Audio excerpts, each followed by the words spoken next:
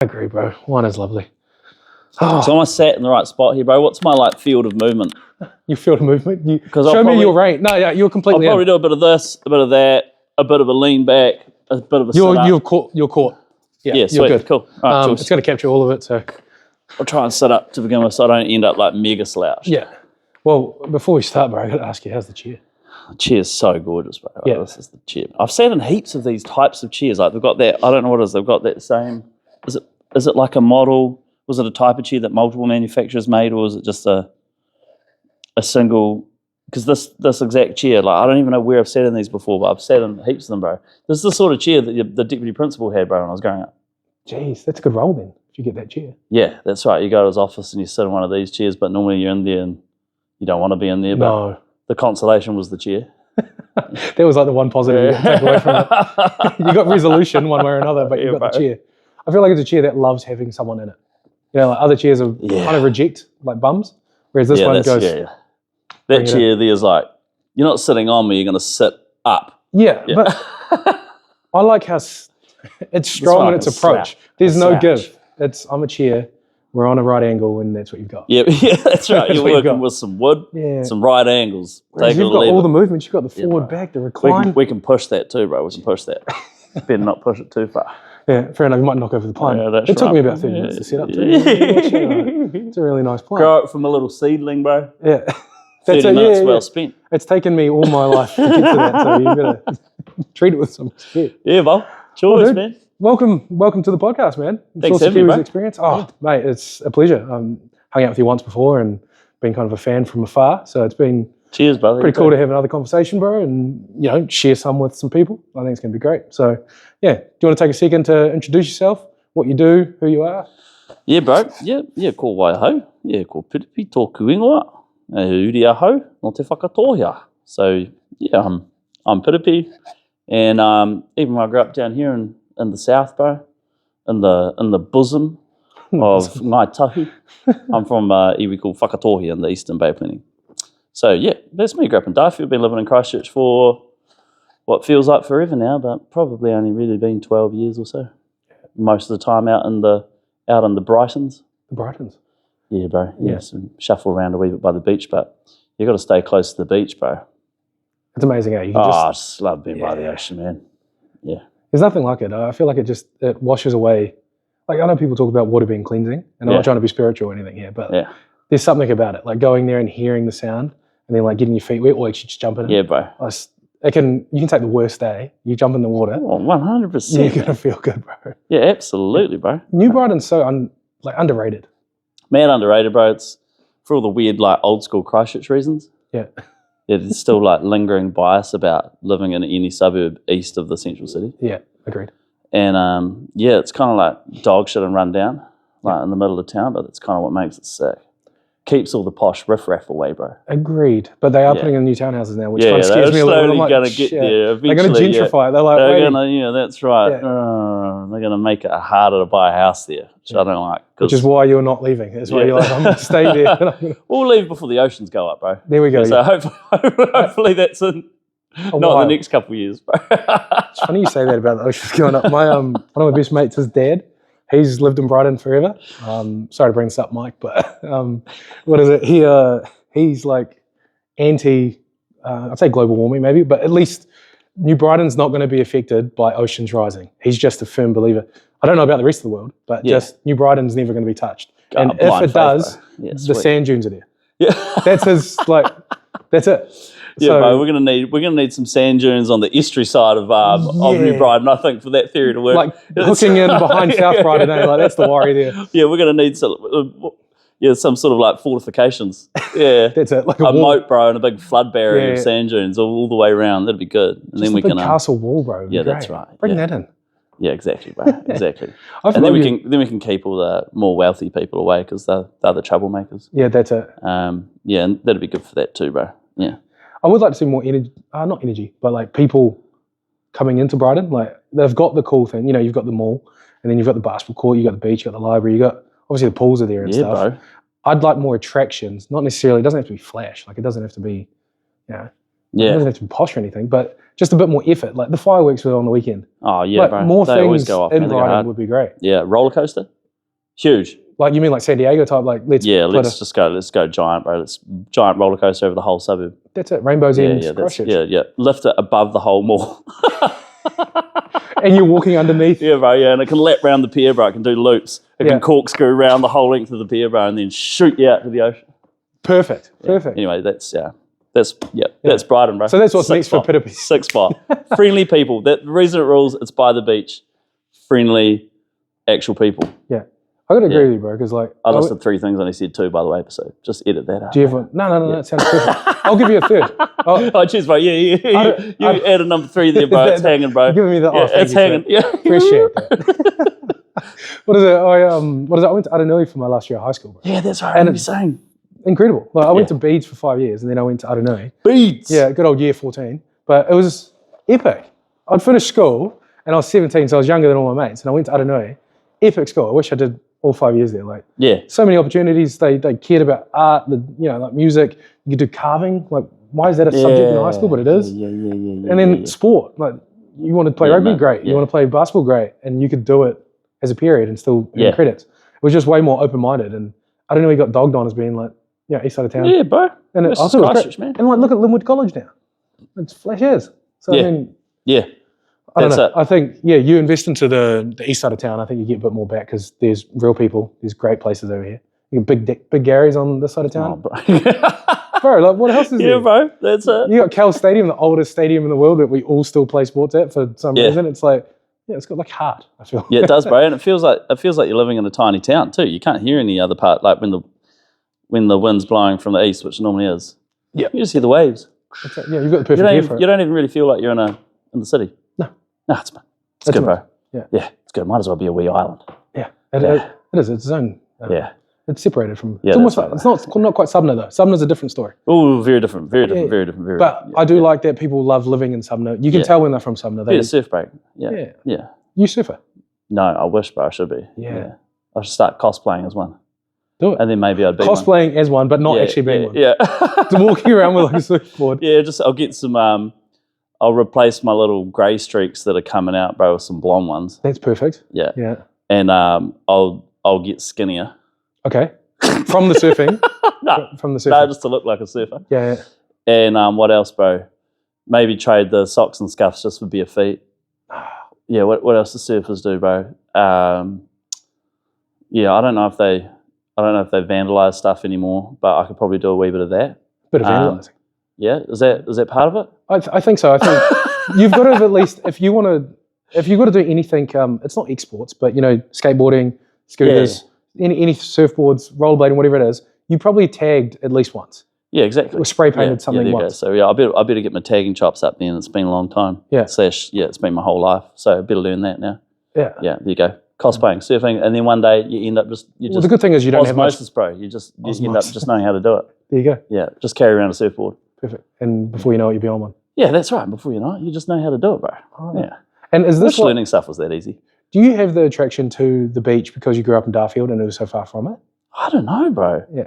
Yeah, I'm not sure. I've just always loved the beach. Yeah. Yeah, I prefer it to rivers and lakes. I like the salt. I agree with. I like being on the edge. Like it feels actually like you're less isolated. So being inland feels really isolating. Agreed. Often to me. Yeah.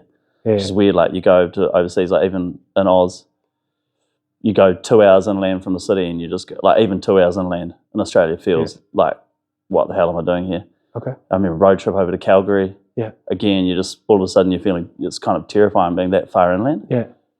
Don't know why that's so scary. So Tucson, Arizona, bro, you feel like you're ages away. I forgot you had time in Arizona because I used to live there too. Just go inland on a continent, and it's. But there's no. You're landlocked. You have like states around you before you can even get to the beach. Yeah, that's what I mean, bro. That's wild. Yes, it just feels like liberating, bro. It feels like you can breathe when you're by the beach. Yeah.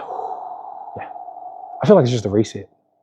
Yeah, it's probably the Opotiki thing too, like where our iwi is in the Eastern Bay Plenty. You're just never far away from the ocean. Yeah. No matter where you are. Yeah. So how far was it for you? Because you grew up there. How far was it for I grew up in Darfield.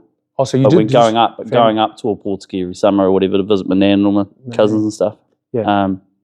All the marae basically just along the length of the beach up there. And there's a few inland, but our marae is like a maybe 1K back from the Perfect. from the Moana. Yeah. And then there's another marae like even closer, another one right on the beach, just another 5 minutes down. So it was close to the beach, bro. It just feels good.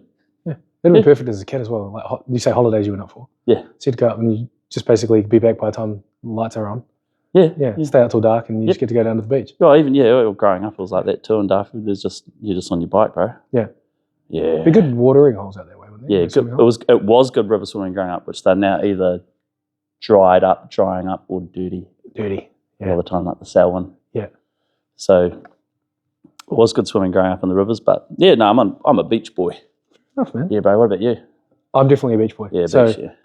Not on the band though, just in case you got mistaken. Yeah, I'm not part of the Beach Boys. No, but, Yeah, bro. we could bring it back though, because it sounds like we've Yeah, got bro. The Beach Browns. Yeah,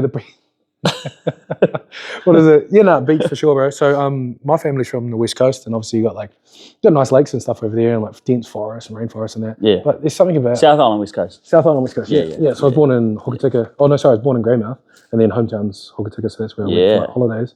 Love the township; it's epic, but that beach isn't really swimmable. But somehow I still love that than going to the lake. Something about like the driftwood and like the ocean cuts into it and the waves are rough. Like, yeah, I don't know. I'm a beach guy. Abel Tasman. I've been going to Kaitiri since I was 9. So Yeah. Whoa. I just love swimming, bro. Yeah. I'm a water baby. Yeah, I grew up with going to Jelly Park every day. Yeah. So I'm just a big swimmer, but the ocean for sure. Yeah, that's Jelly Park, right? Yeah, those little hydro slides, man. Oh yeah. Well, they still got the two straight shooters. ones. They've still got the shooters. Yeah. And you'd always see like the 40-year-old dad, and he'd have the technique. Right, and across the whole thing. Yeah, across the thing. Stand up on the steps at the end. Bro, is that not the coolest Never thing? been able to do that. Yeah, but it's got to be one of the coolest Oh, things. it's cool, bro. It was epic seeing it growing up too. Yeah, you'd put that on your resume on LinkedIn. And you get out of that little end, but real fast, bro, because in the back of your mind, you're like, some huge dad's is about to plow to slide, back of me, bro. You got to move to the side. That was always my trick. Just get to the side because and cruise missile, eh? And also when you're in the pool looking up at it, it's just that's not a sight you want to see, eh?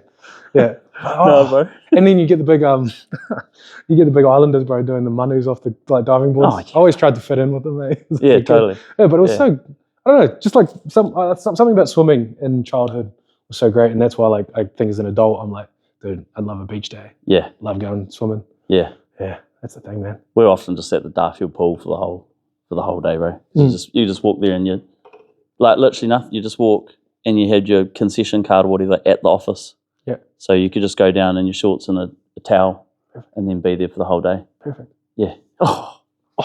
Treat me, mate. Give me 1 second, bro. I always double check that I'm recording because thank God. I haven't screwed it up yet. That's good news. Yeah. Well, how wide's the image here? I don't want to put cans everywhere. I go behind. You've got a shield. Yeah, that's it. But then they'll be able to tell how far along we are, which is perfect. Yeah. So speaking of childhood, bro, what was your favourite thing to do growing up? Oh, favourite things to do growing up. What age roughly, bro? You know what? If you want to give me, if it changed over time, you can give me multiple. Favourite thing, primary school. Let's go primary school and high school. Unless they're the same thing, then you can just roll. Primary school, bro. So if we weren't allowed to watch TV during the week, bro. Okay. I had pretty strict parents when I was growing up. Okay. Which is great. You hate it at the time, and you actually really love that they were like that now. Yeah. Because they were lovely. They weren't strict and cold. They were strict and loving. Yeah. Which is great. Discipline. Yeah. And they were real strict when we were young. So there's no TV Monday to Friday until Friday after school. But then we had we had a VHS thing that you could record, your blank tapes, and you could record the programs on the TV, bro. So you recorded during the we'd week. hit every DBZ episode, and when I was young enough to, every Pokemon episode, and then because they were on right after each other. Yeah. And then you had 10 episodes good to go for a Friday, bro. Perfect. You fast forward all the ads. Perfect. Yeah. Yeah, and the standing around, or no, you like the standing around on Dragon Ball Z? We watched all that, bro. We watched all that, brother. Yeah. Good. Attention spans have changed now. I 100% agree with you. Yeah. And if I was going to rewatch DBZ now, I'd want to rewatch it with some of that chit chat cut down. Oh yeah, and some of the biff turned up, bro. Because surround sound for the freezer fight. Yeah, bro. Yeah, I really want to hear Namek blowing up in the background. Yeah. But no, so if we weren't watching TV, which was not very often, then you're just on your bike and you're meeting up with your mates. You go around to their houses. Yeah. And you're building forts. You're making little. Did you ever make? What do we used to call them? Joey guns. that with the band, the rub band? Yeah, with a pipe, like black pipe, Yeah, okay. duct tape, and then like a thumb from a dishwashing glove. For you actually mean the thumb, I was like, jeez. And you shoot stones at each other? I feel like I've seen someone with one of those and I thought it was real cool, but that was just outside of my scope of skills at the time. So we had, like, growing up in Darfur, a lot of your mates are on farms or not in the town. Yeah. On a lifestyle block or on a farm or out in the country. Like 10 minutes out of town or something. Yeah, well, yeah, like maybe 10, 15, 20 by car, depending on how far away from Darfur. Yeah. And, yeah, so you bike to your mate's house. It's a half an hour bike or something when you're 10. Yeah. Bike down the road, get to your mate's house, and then, yeah, you'd either be playing outside, you could drive really young. So I think my mate got a paddock racer when we were still in primary school. We might have been 11 or something like that. Yeah. First, giving it a hoon. It was a old wee Honda Civic. And his dad was teaching us before we could reach the pedals. Oh, yeah. Okay. So like, you're on the wheel, mate. You're on the wheel, and then he's showing you how to shift gears. Right, got clutch and shifting. Yeah, so 10, 11. And then I think we would have been, not maybe a year later, he let us have a paddock. So you say have a paddock? Yeah, so paddock to do our burnouts, and then you're doing skids, bro, just wee handbrakes. Then you figure out, this wee front wheel drive, we can actually hit doughies in reverse. So you're doing. Have you still got that skill? It's been a wee while, bro. Yeah. The last time I did doughies, in a big way, was post earthquake, sort of like 2015-ish. I was living out in a flat in Marshlands. Yeah.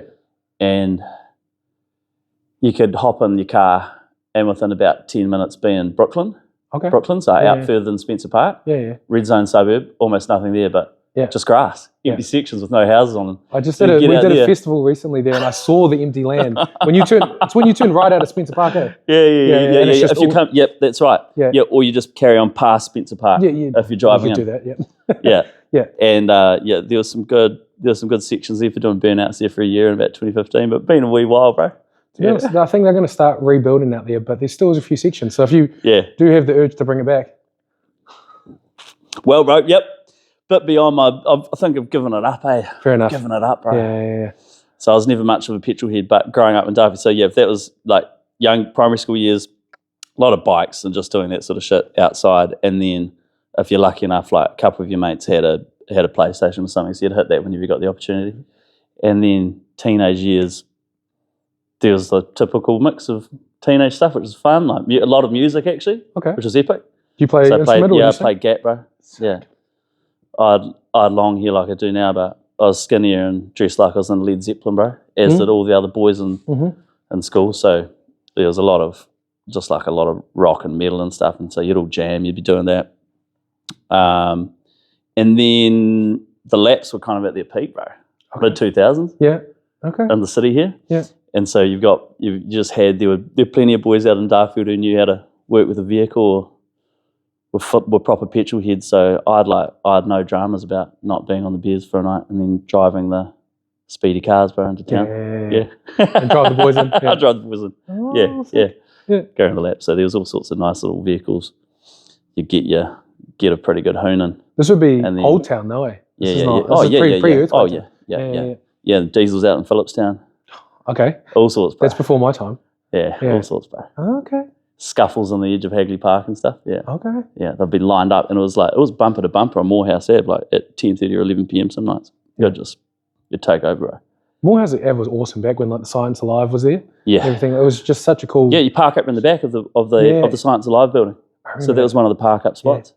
Instead of now, it would be. I've seen it once. I think it was around the time of the Rugby League World Cup, and it's now the Countdown Burger King. Opposite where Science Alive is. Yeah, I know exactly what you mean. Yeah, that's like I feel like that's the modern one now. Yeah, is it? Well, I've seen I feel like I've seen a bit more hooning coming back. Yeah.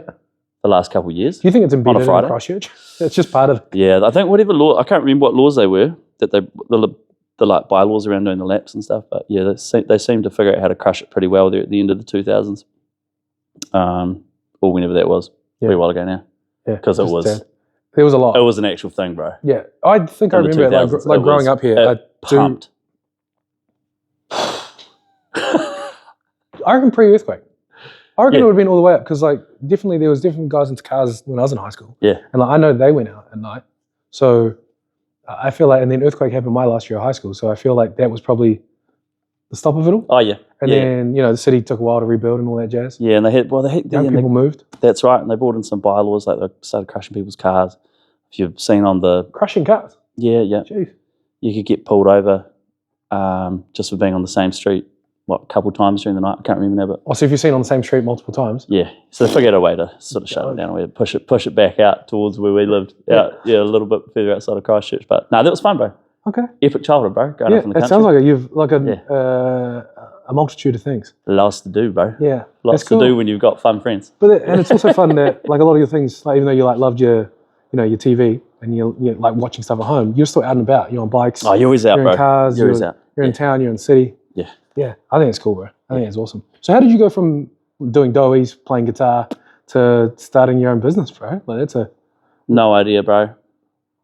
There was a long time. So, 20s, I just wanted to do some travel. Mm-hmm.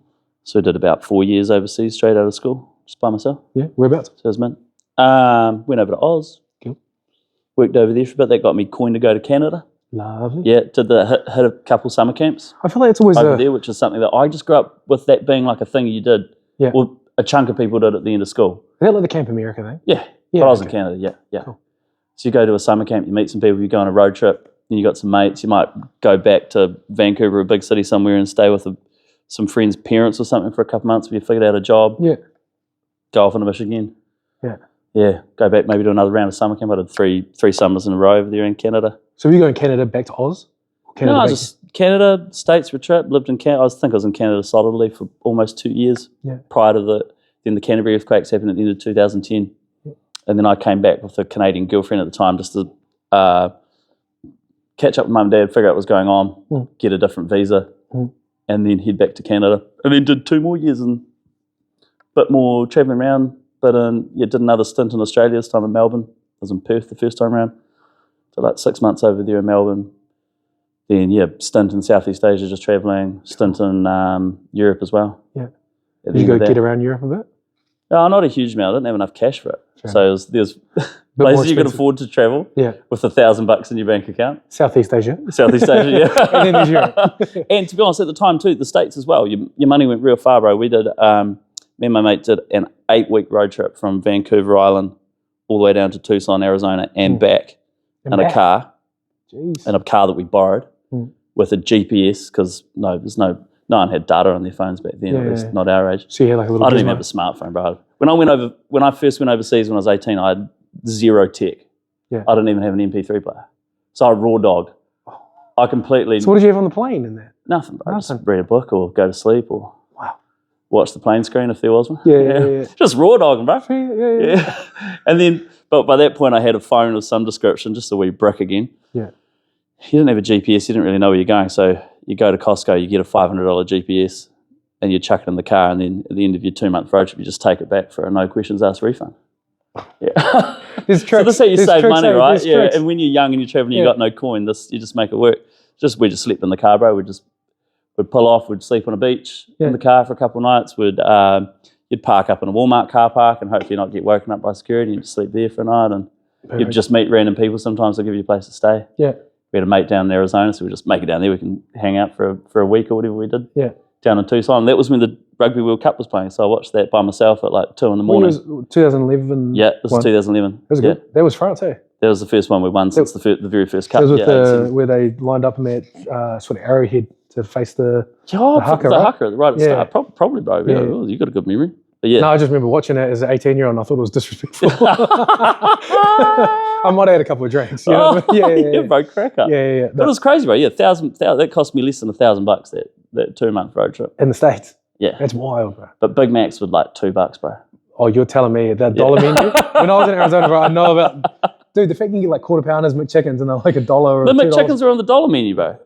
That's why when it's $10 here, I can't kind of understand the difference. So yeah, we weren't like zero nutrition, bro. But your money went far, yeah. So even in the States, but Europe was a different story, and that was at the end of a second 2-year stint. So I had no coin in the bank at that point, bro. But then ended up back in New Zealand after that in 2013, and did some theological study, bro. Mm-hmm.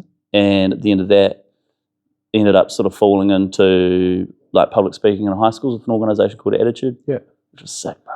I remember that when you sat down, and I was just like, they were the meanest. I've met two of them, and they are pretty Yeah, cool. who'd you meet? Oh, Tamatea? Tamatea, yeah. And we just talk basketball when I see him. But, met Christian? And then I met Christian. Yeah. I met Christian at Tipu Teitanga. Yeah. So I met him there, and bro, I feel like all of you guys have got like the right attitude, believe it or not. No, you guys just good energy, bro. Like, I don't know, it's not hard to talk with any of you guys.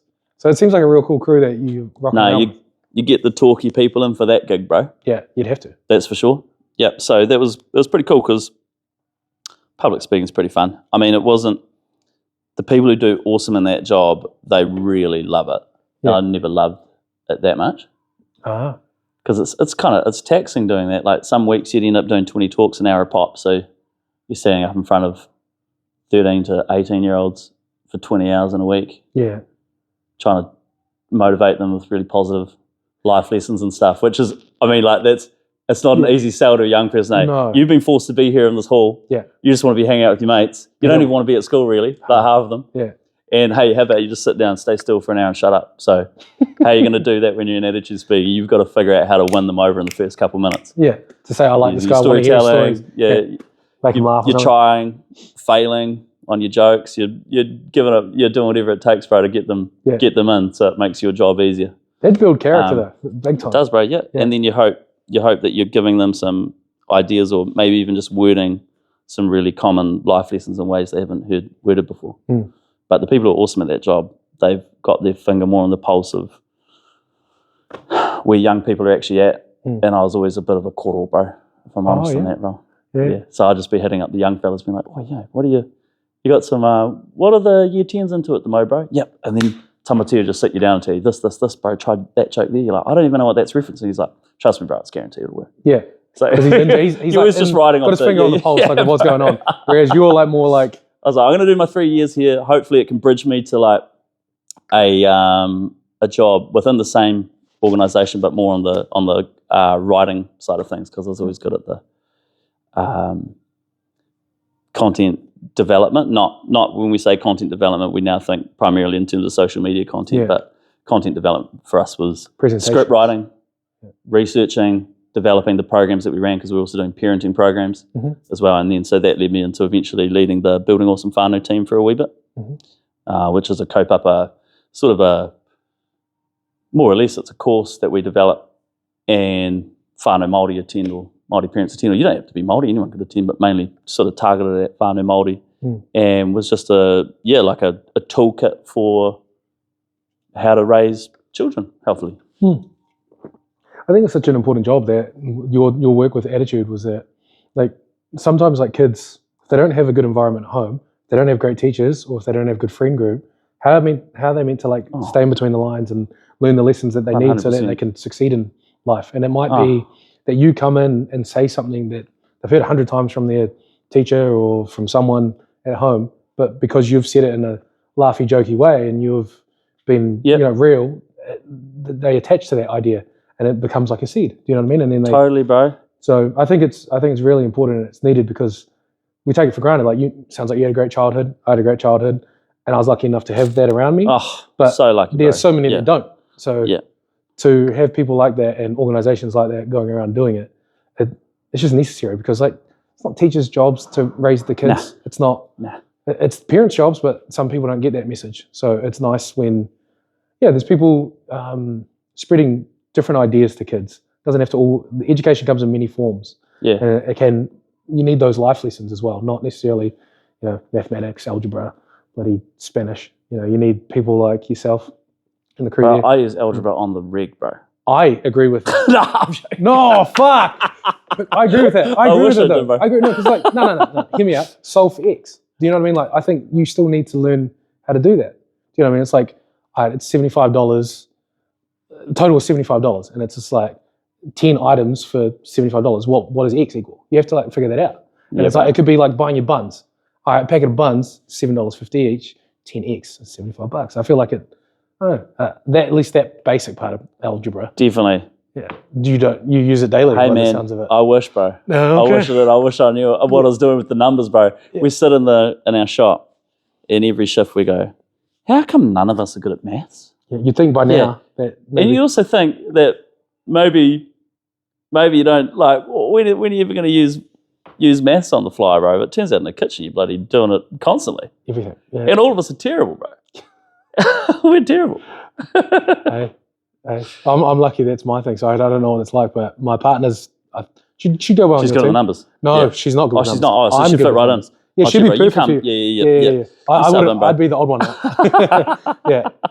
That's not my thing, is like, if I get the ordering right for a week, and like, I almost walk around like kind of peacock chest, because I like nailed, like, you know when you get the right numbers and you've only got like 5 slices of cheese left, or, you know, the 2 extra buns because it didn't quite even That out. never happens for me, bro. It's that math, is it? Is that... because do you order individual burger buns, or do you buy packs? I have like a standing order, more or less, but I adjust it depending on how the sales have gone the previous day and how much leftover stock we've got. Yeah, so it's all a guessing game. There we go. Yeah, but when you get that guess right, how good is that? Oh, it feels awesome. That feeling's amazing. Yeah, it feels super good. In fact, it feels good. Yeah, it feels good selling out like 10 minutes before closing.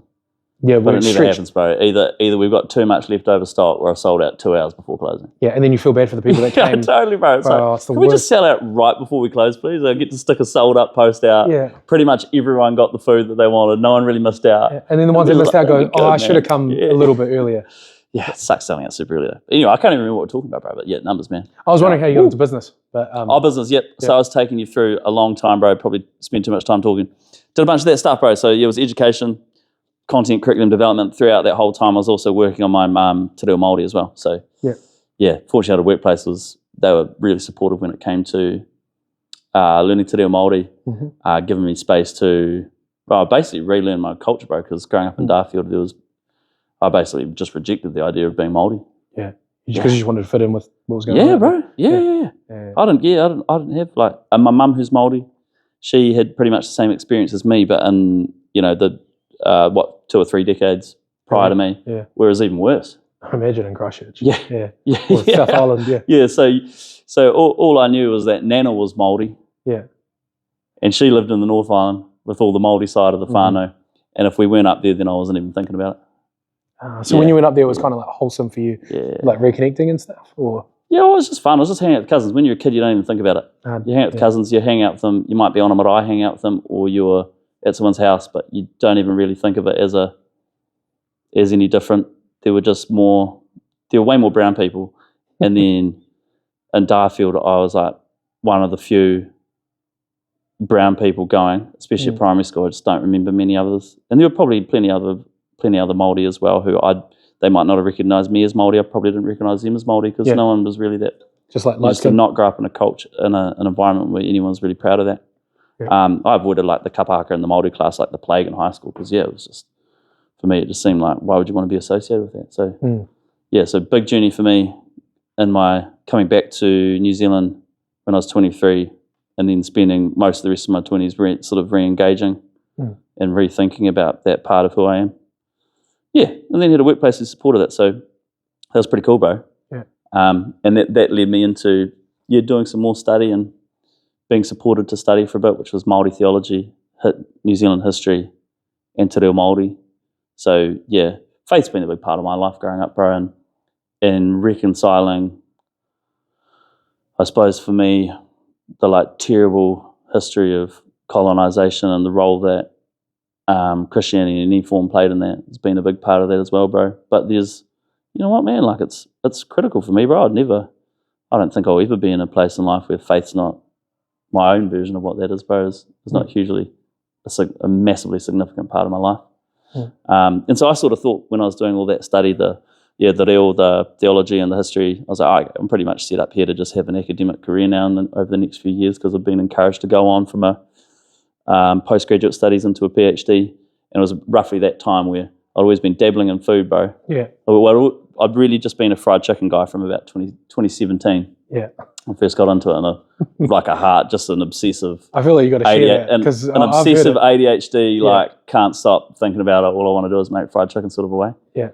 Yeah. So that was fun. So I just did that because I had a week off work during the school holidays in 2017, and I wanted something to cook. Yeah. For me and my girlfriend at the time, who I'm now married to. Oh, I love it. Rach. And I was like, this is the week I'm going to learn how to make fried chicken, bro. Yeah. And I started with the widest place you could possibly start, bro, with my fried chicken experience, bro, which was a Jamie Oliver recipe. Wow, that's where you went. That's where you went for fried chicken. That's how little I knew, bro. What year was it? How much man 2017. Not even that long ago, bro. It's 8 years No, I ago. was just wondering if it was when Jamie Oliver was, like at his peak of Nah, being just- in every magazine. I think if I was ever looking for a recipe back then, for some reason, it was probably the only chef I'd ever heard of, bro. I'll just type in Jamie Oliver blah blah blah recipe. And It was probably literally the only chef I knew. Yeah. So, yeah, did that, and then was like, wow, I think we can improve on this. And then 3 or 4 years later, then basically all I did at social events was make fried chicken if I could, cart my deep fryer around and have people around, make them fried chicken, try different types. You're looking for the perfect. You get really obsessive about it. You're stuck in the YouTube hole at like 2:30, 3 in the morning. I remember one time, exactly where you should be. bro, I was deep down the YouTube rabbit hole, and I can't remember what it was, but I stumbled across something I felt like I hadn't heard before in terms of getting the breading or the crust to the place I wanted it. And I just was like, bro, fuck it, man. I'm just getting up and making fried chicken. So I just made fried chicken at 3 in the morning. Yeah. Yeah, in the kitchen. What time did that stop? And tried it out. I was probably back in bed by 4, 4:15 or something. Yeah. And So was there goes it all a the good? Was it at least a good recipe? I can't remember even how it turned out, bro, to be honest. But I was just doing stuff like that all the time. I couldn't switch my brain off. So that had always been brewing in the background, and getting into the academic stuff. Yeah, more. So this is only sort of three-ish years ago now. I thought I'd have all the motivation in the world for it because I was actually getting paid to study. Yeah. Had a really good. I was part of a crew that set up a Te Reo Māori college in Auckland called Te Wānanga Ihurangi, which is epic. So yeah, huge mihi to those guys because they were really supportive of upskilling me, and it was about the time I was like, oh man, I should have a lot more motivation for the stuff that I'm studying and the mahi that I've got on. But turns out all I was doing was just thinking about bloody making food, bro. Yeah. And at this point, I was thinking about burgers because studying Te Reo Māori in Tauranga in 2020. Yeah. I had a mate up there who'd been made. He was one of the earliest adopters of smash burgers, really, in the country, as far as I can tell. So he was making smash burgers from about 2016 or 17. Yeah, it was before out of his house, right? Cool. And so we went up there to study. He had quite a big following in the Mount and across Tauranga. Mm-hmm. And at that point, he was doing sort of 2-3 pop-ups a week, either at his house or in the middle of town or somewhere else for a workplace, and just moving around. He could throw the grill in the back of his car. Mm-hmm. He'd do a bit of prep in the morning or whatever. I'd come show up. We'd set up within about 20 minutes, a gazebo, a couple of trestle tables, a grill, plug it all in, boom, you're good to go. Yeah. Couldn't believe it. Packed down with him again without 20 minutes or 30 minutes. Yeah. He probably had a bunch of work to do at home in terms of cleaning up, which I wouldn't have thought about at the time. Yeah. But I just couldn't believe that this guy could, I think at that point was pretty much supporting his family off this burger pop-up. Mm. And So he could pack into his station wagon. Yeah. I was like, you can't do that with fried chicken. No. You need just, you can't, well, you can. If you're really determined, of course you could. You could be waiting till the oil cools down, chucking it in a barrel. You've probably got a trailer. Yeah. But I mean, that I just saw for the first time, I was like, oh, with minimal equipment, you can make food that brings people together, that's enjoyable to eat. There's a tradition behind. You can do it in the back of your car. You can do it out of your house. So I went home that year and bought a grill. I was like, I'm just going to dabble with burgers for a wee bit. And so, by 2023, I'd been dabbling with the burgers for a couple of years and felt like I had my nose in on something that didn't quite exist in the hospitality landscape in Christchurch, which was like a hybrid between a Oklahoma onion burger, a lot of really finely sliced onions on top of a ball of beef, smushed down, and a lacy edge burger, which is where you taper the edges to the like paper thin and crispy around the outside and still sort of juicy. What was it called? A lacy edge and an Oklahoma onion. Yeah, but lacy edge. Lacy edge, Cool. which is more of like an Illinois or a Chicago tradition. Okay. And the onion burgers from Oklahoma. Yeah. So both in that that part's it's really similar part of the country, sort of like the belt down the middle of the Midwest, I think is probably what they call it. Which is the Midwest. But the Midwest is it would be, but it doesn't make sense because it's not middle and it's not west. Chicago, it's more east than anything, right? It's east. It's the top right. Central east. Central east or something like that. So I know what you're talking about. But, but I love that different foods or different regions in America have different styles of foods. Do you know what I mean? Like you go to California, pizza's different to Detroit. It's different to Chicago. It's different to this. And then like different types of burgers as well. So that's crazy, bro. In New Zealand, we just got such limited scope to understand this. Is that they're just such hyper-local traditions in parts of the States. We think of burgers, we kind of just, Kiwis, our introduction to to burgers was probably McDonald's when it arrived here in the 70s or the early 80s or whenever that was. Then fish and chip shop burgers. Or like you go into a barbecue and it's like shitty buns pre-made, like with some patty from the Mad We're Kiwis, we just want to pile everything on a thing. Like you've seen Kiwis want to eat pizza with all the meat and all the sauce and all the toppings. They want to eat a burger with all the toppings. Yeah. You know, everything on there. Yeah. And it's kind of that colonial, there's a bit of that colonial mindset or something, which is just use the ingredients you've got, chuck it all on there. We need to get some food in us, make it big, go home. Yeah. But there's all this real nuance to a hamburger, bro. Yeah. It's not just fast food, you know, like they're really precious little traditions of food that say a lot about the environment, where they came to be and the people and the economic conditions that were around when a particular burger style took off. And so I love the history and the tradition of it. Yeah.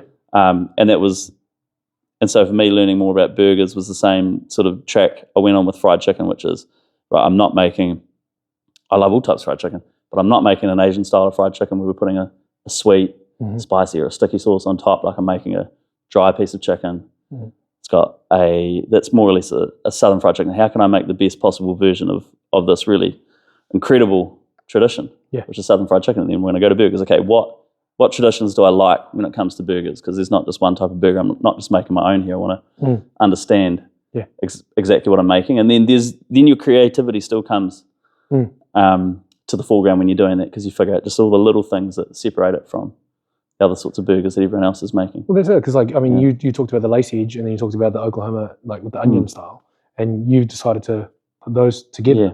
And other places have done that too. That's certainly not my invention. It's a really, I'd almost call it like a modern West Coast burger. There's a lot of joints in and around the Los Angeles area. Are we actually talking West Coast? We are talking West Coast now. So we are from the Central East. We've moved across. That's right. Okay. The sort of burger I'm doing is seeing an explosion of popularity. Again, everyone's got their little twist on it, but in recent years, and you find a lot of them in LA where they're using onions in some form that have been smushed into a patty. They may or may not have a lacy edge, but they're probably going to have a burger sauce or a house sauce that they're putting on. They're probably going to have pickles. Yeah. So I'm in that ballpark. So it's a modern burger that I'm making, but I know where the components that make it up come from. Yeah. Now I feel really passionate about that, bro. So I'm a huge nerd, bro. Yeah. I've always been a nerd. Yeah. So whether that's applied to like bookwork or academic study or food, I can't stop myself from being a nerd. Yeah. Well, it's because you got the passion for it. So you want to learn more about it so that you can implement and trial and error. Do you know what I mean? Like nothing says that more than getting up at 3 o'clock in the morning because you found a new fried chicken recipe. And you're just hungry, bro, because fried chicken tastes good, eh? I'll make some of this now, bro. Yeah. It's about time for some bloody some food, eh? It is cool. You're on a liquid diet today, man. Yeah, bro, that's it, man. Oh, well, it's a nice little journey to getting into business, bro. Yeah. And when you decided that it was going to be going into food, how did you decide on like what brand you cut? Like, because I guess you got Papa's Smashies. It's like, how did you decide on branding it as that once you knew it was burgers? Oh, what a good question, bro. Yeah, so when we decided to pull trigger on the pop-up, I felt like I had a product that didn't exist in Christchurch. So this is like mid 2023. Yeah. So like this is only 2 years ago. Right, we're going to do it next year. You start doing all the little bits of admin you need. You sound the council out about selling food from your house. They basically make it really hard. So you just go, fuck it, bro, we'll just do it. Yeah. And turns out it's actually not that hard, I found out later, but admin terrifies me, bro. Oh, yeah. And when you don't know, and it's your first time, it's scary as shit. So you just go, who cares? Hopefully no one snitches. And you buy your grill, you spend the like $5,000 cash that you've saved up to just get your grill and a table and, you know, just the fundamental bits that you need. And then you go, right, branding. So for some reason, I don't know where it came from, but whenever I made fried chicken, it sort of just among my friend circles and the people I was making fried chicken for, it became known as Papa Piripi's Hey Hey. Hey Hey. Yeah, isn't she? Yeah, so Papa Piripi's, Piripi is Māori for Phil or Philip, right? Just my name. And I almost wanted to just take that, like Papa Piripi's has got a lot of, it just sounds good. Yeah. But then I was thinking, I almost want to simplify it and Papa Piripi's burgers, that doesn't really work. Can't do that. And so for some reason, I had a couple of different ideas and Papa's Smashies. Smashies being like a horrible shortening of the word smash burger, which is something we're, for better or worse, renowned at here in New Zealand and across the ditch in Oz as well. But also Smashies being the nickname that my friends and I had for Smash Palace in the 2010s. where that was the pub that we spent most of our time at on, especially on Fridays. That was over Bailey Ave though at that time, wasn't it? Initially, and it moved mid 2015 to the current site on High Street. So you'd be we were over there in Victoria Street, and we were there all the time because we flatted in just on Linwood, the city side of Linwood. We flatted there. You could actually walk there in half an hour. Yeah, just down Bailey. Yeah, you just walk. We just come from the other side, so come from more Linwood direction and come down Fitz or whatever, and then into town. Yeah. But so we used to call that Smashies, and I kind of like the idea that at least in my brain there was like a little tribute to my favourite pub. Yeah. And the name of the burger business that I was starting. So Papa's Smashies became the there you go thing, and had a friend who did us some branding, which has served us really, really well. So shout out to Charlie Brown for that. Yeah. Friend Charlotte. She did the initial branding, which is done well. It looks good in a white bag, bro. Yeah, it looks great. It's just the red. The red and the cream, bro. Yeah. I just wanted you want the branding is probably inspired a lot by In and Out. Yeah. Which is red and cream and a little bit of yellow. Yeah. And McDonald's has it, doesn't it? Yeah, they're the standard food colours, man. I like being traditional and then playful within the scope of what I feel like that tradition's got to offer. So classic colours were always making it your own. Do you know what I mean? It's like taking the things that we may know, the brands we may know, like love, and then resculpting it for your own reason. Like Smashies because Smash Fellas. Yeah. You know, Papa's because that's what everyone called you when you were cooking up fried chicken or burgers, whatever it was back in the day. And then you decided to put that together and make it your own version of it. And I like that a lot, bro. I think that's cool. We tried to do the same with ours because we came up with ours in a pub in Miami. That year they brought out the Miami Vice jerseys for the the black with the pink and the and the blue, and like we were living over there, so palm trees were everywhere. So like that's why it's just 100%. In the logo because like that's where we were. Like I didn't even think about the colours, bro. Yeah, because we were living there and we were over there working, and we saw the movie Chef. Fucking love that movie. Yeah, bro. Yeah, and the guy starts a food truck, and then we'd seen that. We watched the whole Chef show with like Roy Choi and that, and then like we started just realizing when COVID happened, like let's just cook, and it just became food truck. Well, what colours would we? Oh, we made it up in Miami. Yeah. There's only one colour we can pick. Well, not one colour, but one colour set. So that's why I chose that. So like, if you're burger based, the white and the red, or as if it's cream, you know what I mean, and the yellow, if you choose to use it looks great. But I think at your restaurant, when you walk in, like above, not the grill, but the big puppers just looks, bro, it looks epic, bro.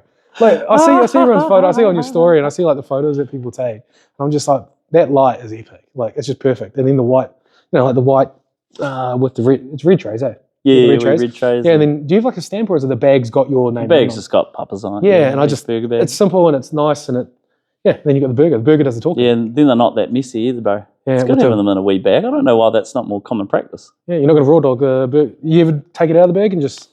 Yeah, maybe towards the end, but it just looks good in there, bro. Easier to package them, easier than wrapping them with wax paper, which would be more traditional. Yeah.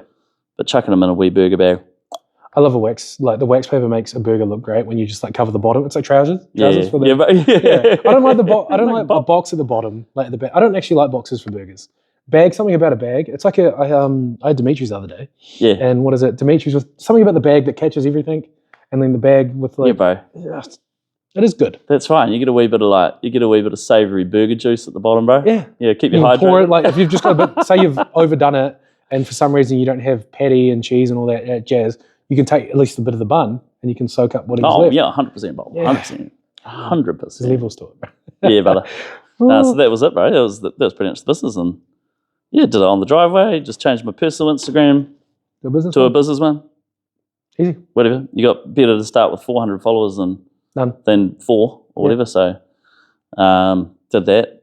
Sold burgers to friends basically just for the first couple of weeks. And then I think we had our first person like none of us knew.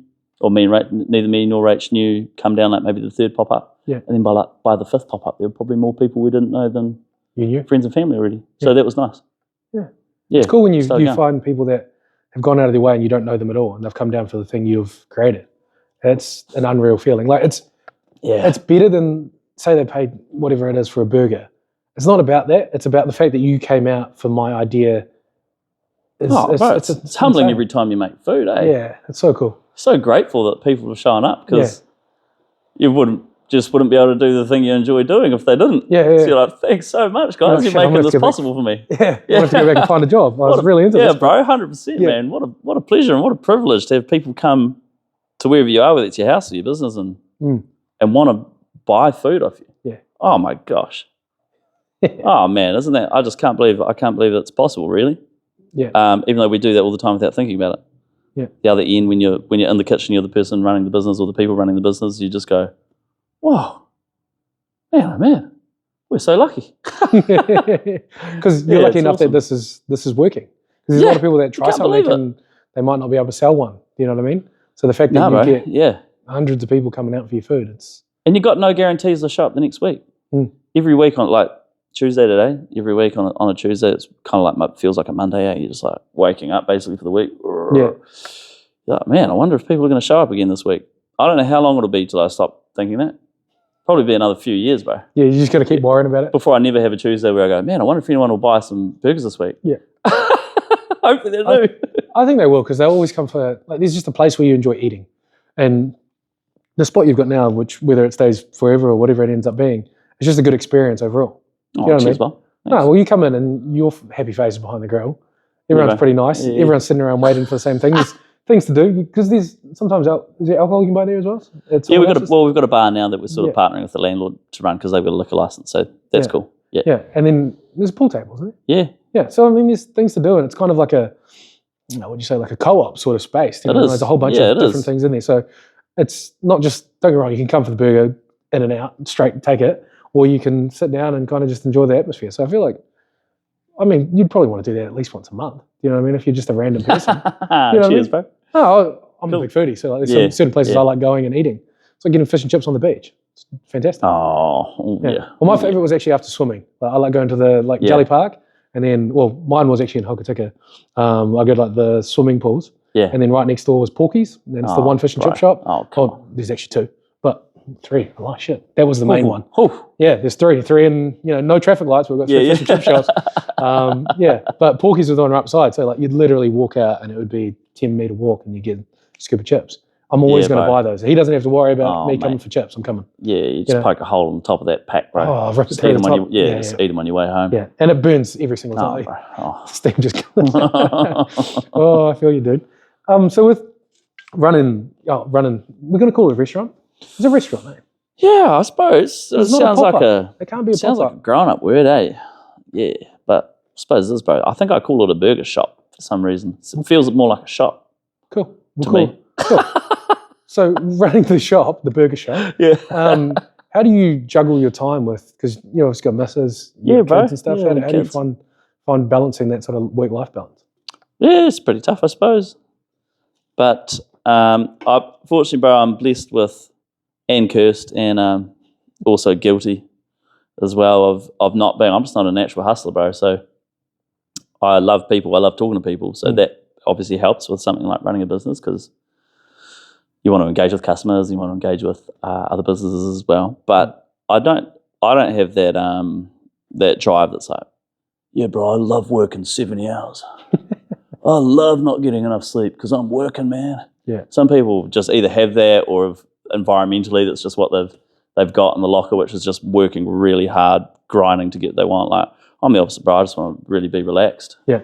And hanging out with people with no pressure. You want it to be enjoyable. Yeah.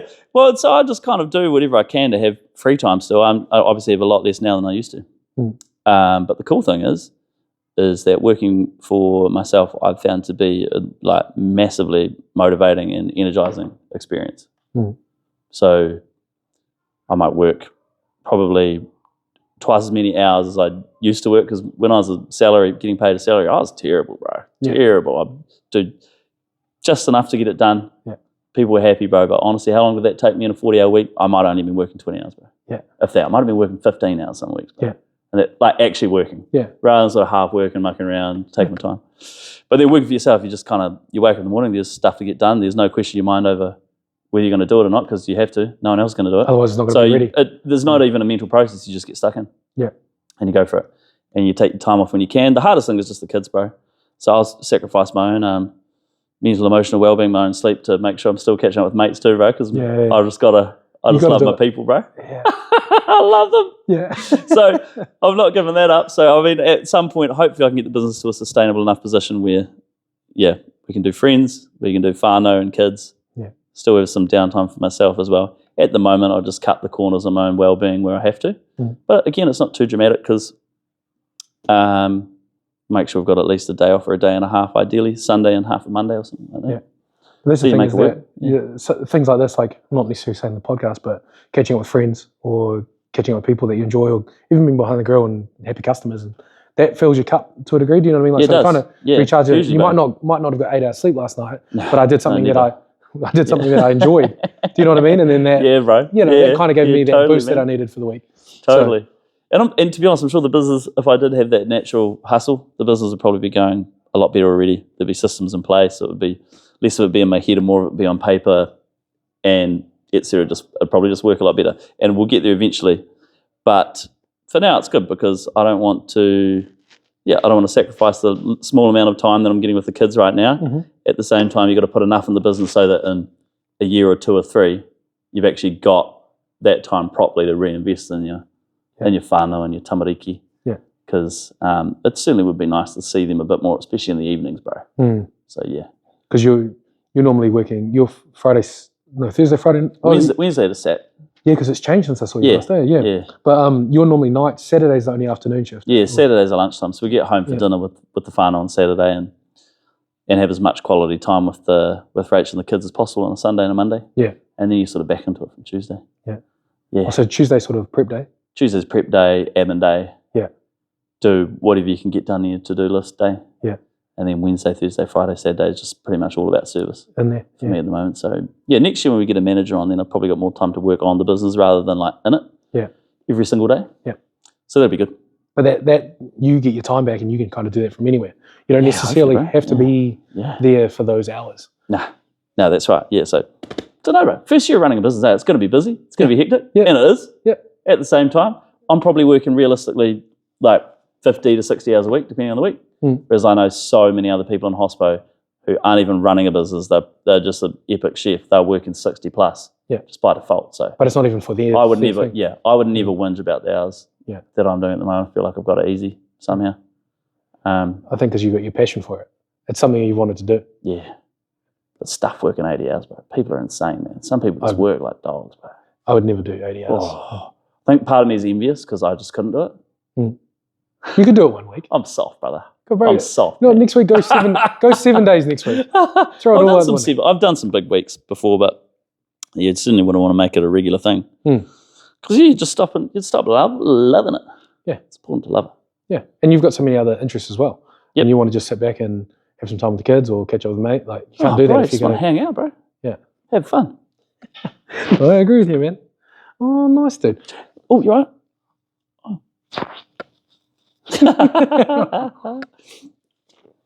Nice, bro. So, as you know, I've just had a kid of my own, bro. It's pretty cool. It's pretty cool, bro. Because last time I talked to you... Yeah, what's her name?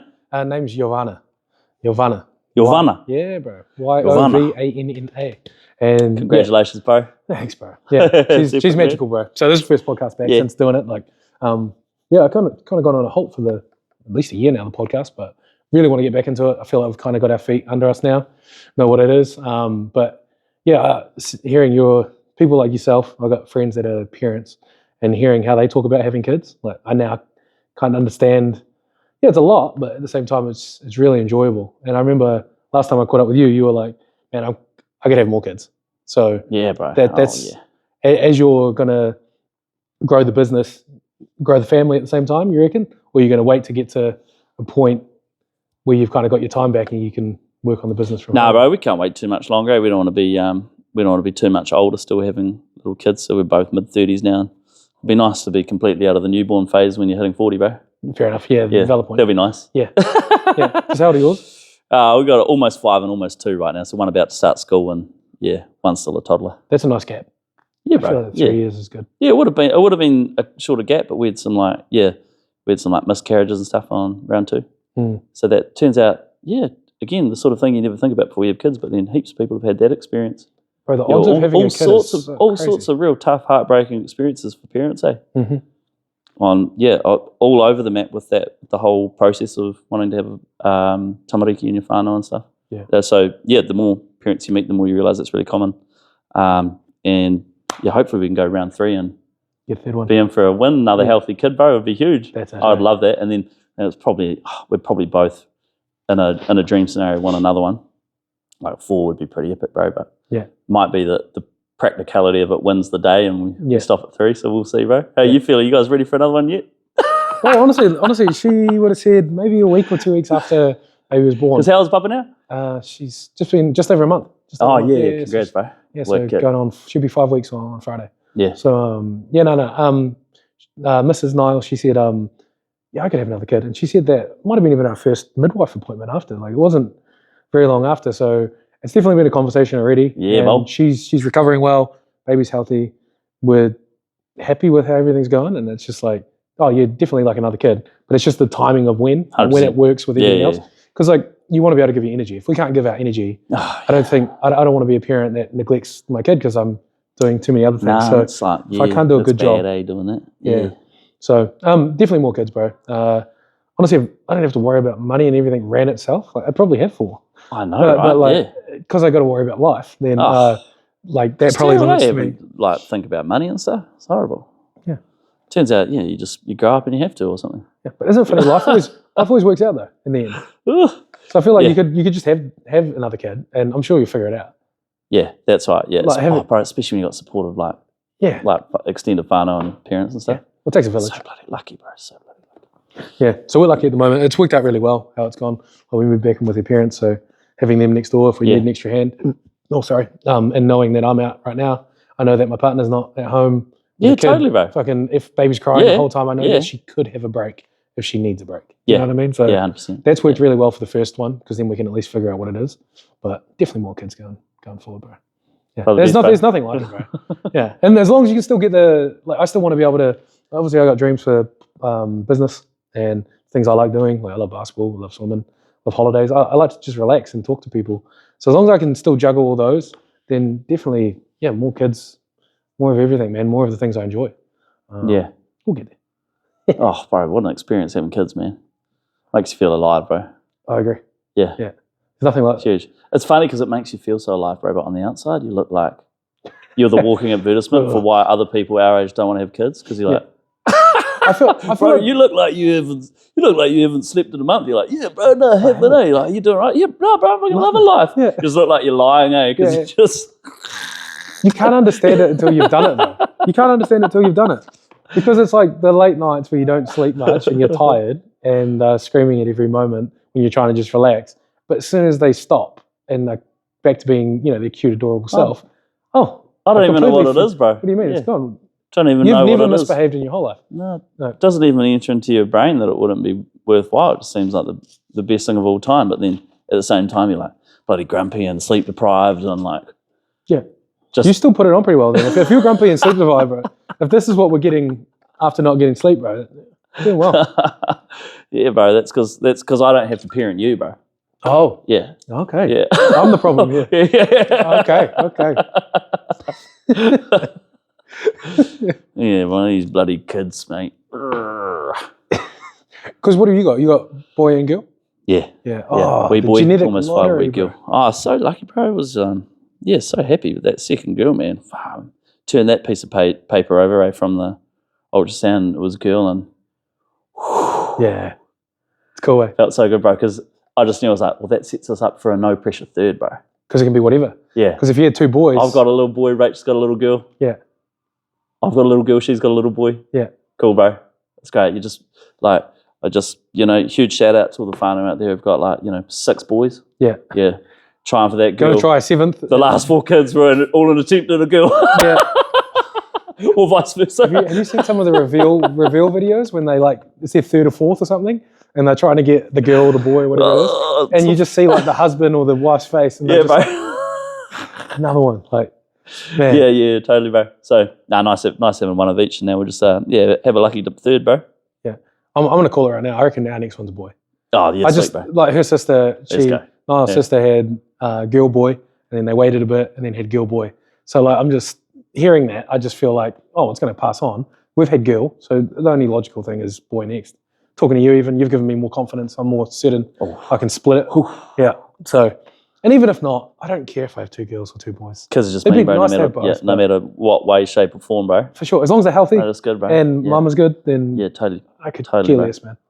That's it, dude. I'm not going to take up too much of your time, but We're on our Fantastic Four, which is going to be the closing segment. Oh, what have we got here? It's just the final 4 questions, bro. And they're kind of all over the place. But Okay, I think they're a fun way to end. Let's go. Yeah. So what is the best advice you've ever received? Oh, that's on the spot, isn't it?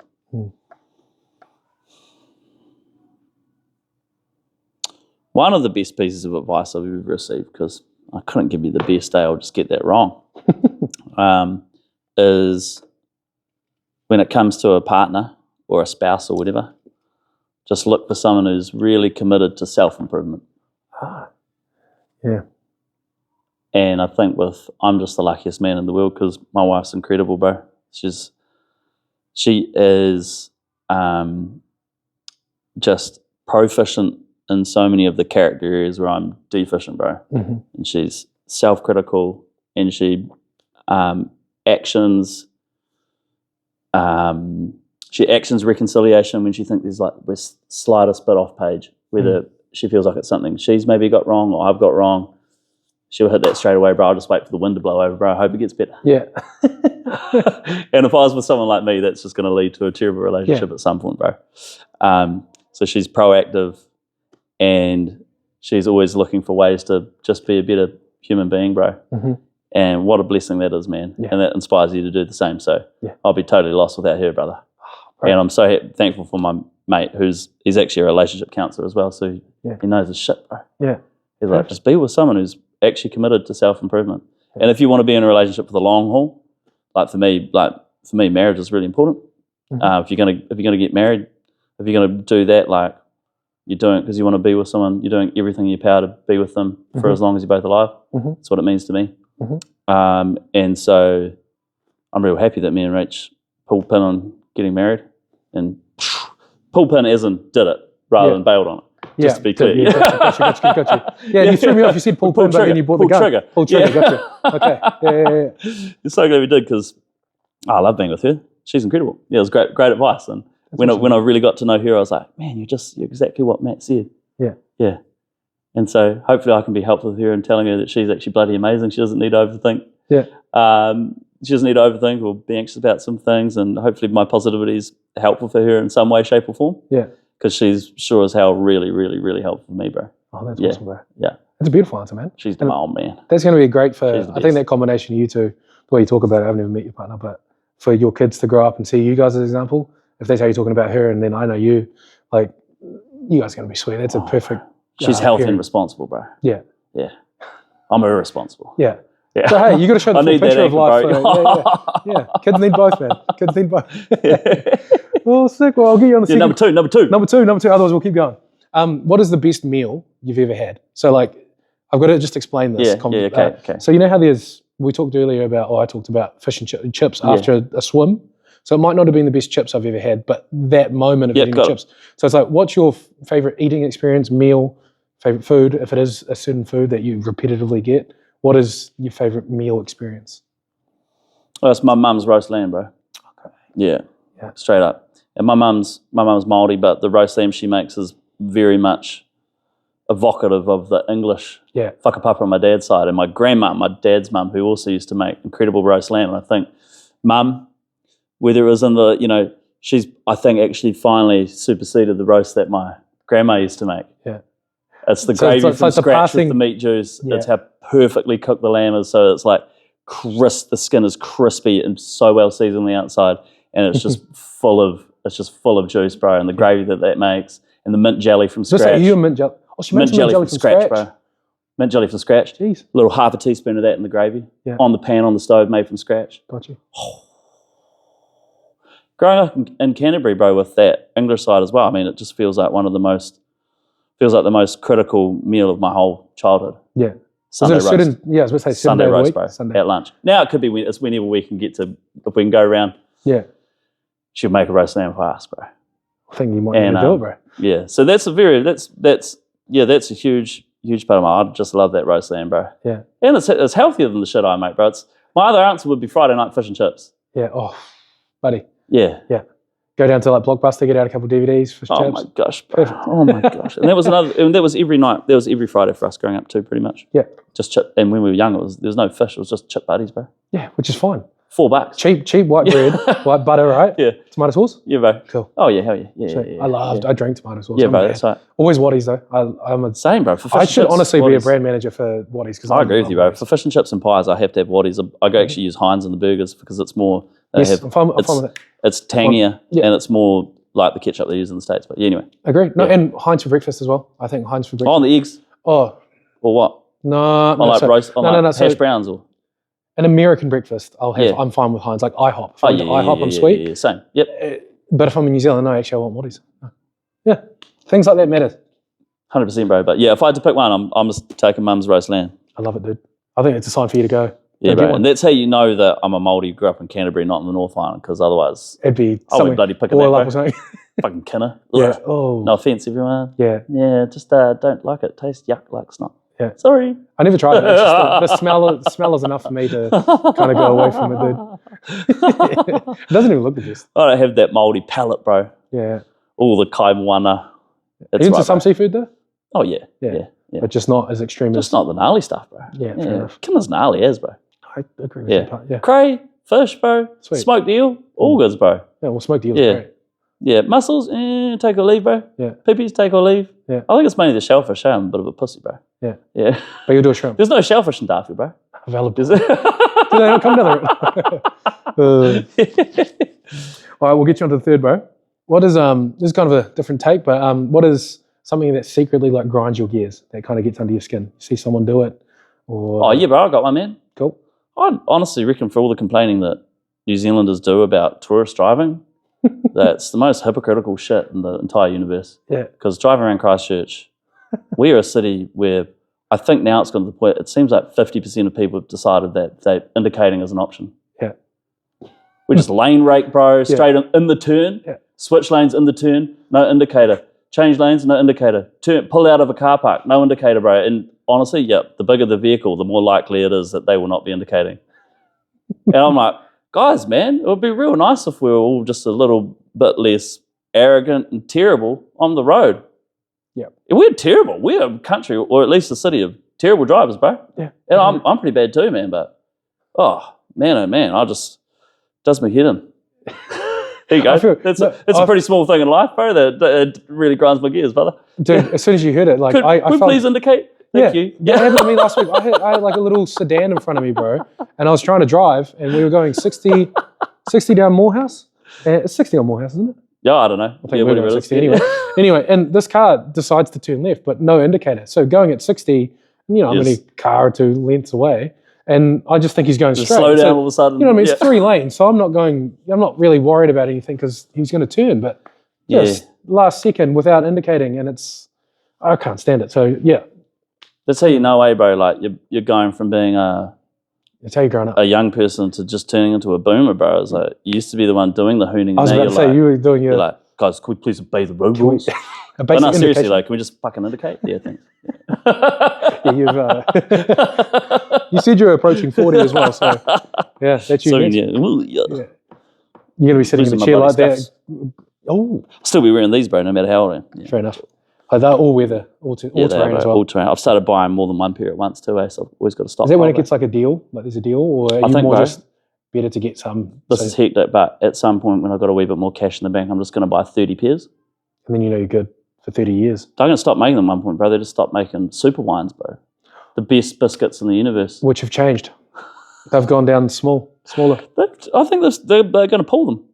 You reckon they're going to stop? They're halfway in between a biscuit and a cracker, bro. For some reason, I love them. You can eat about 8 of them before it's like the equivalent of 2 slices of white bread. You know what I mean? You can just mow down a whole pile of biscuits. I thought you were going to say the whole packet because well, that's what I mean, right? Have you ever put away half a packet? I've never put away half a packet. Open up Bickies, bro. They just, see you later, ball. Evaporated. Yeah. Yeah. I feel. Also, what's your choice of, this is a side question, just because you brought up super wines. What's your choice of drink? Because you're obviously dunking them. You're not dry biscuiting. No, I'm a butter biscuit guy with super wines. What's a butter biscuit? What do you mean? You just I'll put butter on it. You just paste them with butter, and sometimes you eat 2 of them with a big chunk of butter in between. Or so you're not dunking? No, I'll dunk if I'm having a cup of tea, but I mean, I'll just also eat them. I'll just raw dog half a pack, bro, with no drink. Fair enough. You Love it that much. Okay. I don't know why, bro. It's because I played bowls when I was a teenager, I reckon, eh? Bowls. Yeah, it gave me a taste for more white old people shit, bro. I think it's probably why I like roasts and sandwiches and super wines. Perfect. Because I was playing bowls with... You're the type of guy that likes just like a mustard and ham sandwich or something like I that? love a mustard ham sandwich, like bro. asparagus sandwich. Yeah. It's just a shitter version of an American deli sandwich anyway. All you need in there is actually a bit better bread, some proper deli ham, and good brown mustard, bro. Then all of a sudden you've got a beautiful American sandwich, bro, instead of a terrible Bowls Club sandwich. But I like them in the terrible form and the good form, bro. Yeah. It's because the Bowls Club makes it the experience. Yeah, bro. The crust cut off. All right, bro. You're on your final one.